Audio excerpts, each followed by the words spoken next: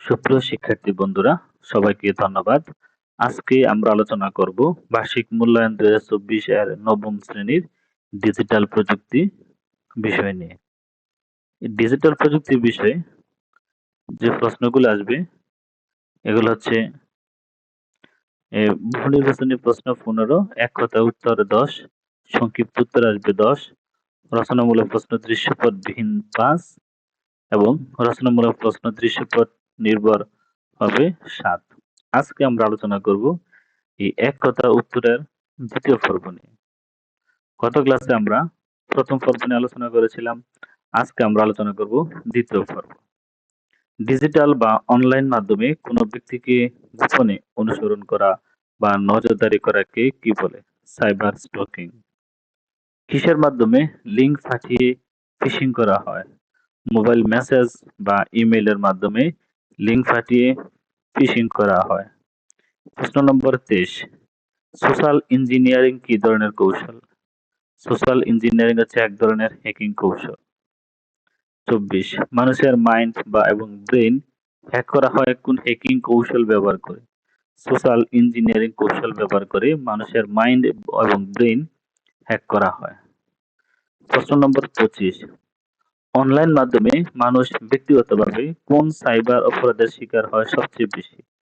Online মাধ্যমে মানুষ cyber bullying cyber অপরাধের শিকার হয় সবচেয়ে বেশি। নিজের পরিচয় গোপন করে বা অন্যের পরিচয় ব্যবহার করে অসৎ উদ্দেশ্যে সোশ্যাল মিডিয়াতে খোলা অ্যাকাউন্টকে আমরা কি বলে থাকি?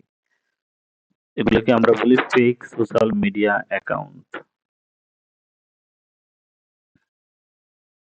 প্রশ্ন নম্বর 27, বিশ্বাসযোগ্য কোনো ব্যক্তি বা প্রতিষ্ঠানের পরিচয় যোগাযোগ স্থাপন করে ব্যক্তিগত ও গোপনীয় তথ্য চুরি করার কৌশলকে বলা হয় ফিশিং।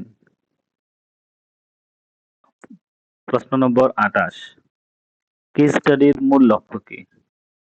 কেস স্টাডির মূল লক্ষ্য হচ্ছে সমস্যার স্বরূপ উদ্ঘাটন করা। 29, ডিজিটাল মাধ্যম বা ইন্টারনেট ব্যবহার করার সময় আমরা ডিজিটাল জগতে যে ডেটা রেখে যাই তাকে বলা হয় ডিজিটাল ফুটপ্রিন্ট। প্রশ্ন নম্বর 30, ডিজিটাল নিরাপত্তা নিশ্চিতকরণ এবং ডিজিটাল মাধ্যমে সংগঠিত অপরাধ শনাক্তকরণ, প্রতিরোধ ও দমনে বাংলাদেশে 18 সালে একটি আইন প্রচলন করা হয়। আইনটির নাম কি? আইনটির নাম হচ্ছে ডিজিটাল নিরাপত্তা আইন 2018। প্রশ্ন নম্বর 31, ডিজিটাল মাধ্যমে কোনটি শনাক্ত করে সহজে সাইবার অপরাধীকে আইনের আওতায় আনা যায়? Digital footprint. এই ডিজিটাল ফুটপ্রিন্ট ব্যবহার করে খুব সহজেই সাইবার অপরাধীকে আইনের আওতায় আনা যায়। প্রশ্ন নম্বর 32, নারী ও শিশুর প্রতি সহিংসতা এবং বাল্যবিবাহ প্রতিরোধে চালুকৃত জাতীয় হেল্পলাইন সার্ভিসটি কি? National helpline 109। প্রশ্ন নম্বর 33, বাংলাদেশে টেলিযোগাযোগ ব্যবস্থার উন্নয়ন এবং টেলিযোগাযোগ সেবা নিয়ন্ত্রণে নিয়োজিত সংস্থাটির নাম কি? বাংলাদেশ টেলিযোগাযোগ নিয়ন্ত্রণ কমিশন। প্রশ্ন নম্বর 34, বাংলাদেশে র্যাপিড অ্যাকশন ব্যাটালিয়ন বা র্যাবের অফিসিয়াল ওয়েবসাইটটির অ্যাড্রেস কি? www.rab.gov.bd। প্রশ্ন নম্বর 35, ঘরে বসে অনলাইনে জিডি করার জন্য কোন ওয়েবসাইটে যেতে হয়? www.gd.police.gov.bd। প্রশ্ন নম্বর 36, কোন অ্যাপ ব্যবহার করে আশেপাশে ঘটতে থাকা বিভিন্ন সন্ত্রাসী কর্মকাণ্ড, মাদক বিস্ফোরক অথবা সাইবার ক্রাইম সংক্রান্ত তথ্য, ছবি বা ভিডিও সরাসরি পুলিশের কাছে পাঠানো যায়? হ্যালো সিটি অ্যাপস এর মাধ্যমে বিভিন্ন সন্ত্রাসী কর্মকাণ্ড, মাদক বা বিস্ফোরক সংক্রান্ত তথ্য পুলিশের কাছে পাঠানো যায়। প্রশ্ন নম্বর 37, বাংলাদেশে র্যাপিড অ্যাকশন ব্যাটালিয়ন পরিচালিত মোবাইল অ্যাপ্লিকেশনটির নাম কি? Report to RAB. প্রশ্ন নম্বর 38, alibaba.com কি ধরনের ওয়েবসাইট? E-commerce website.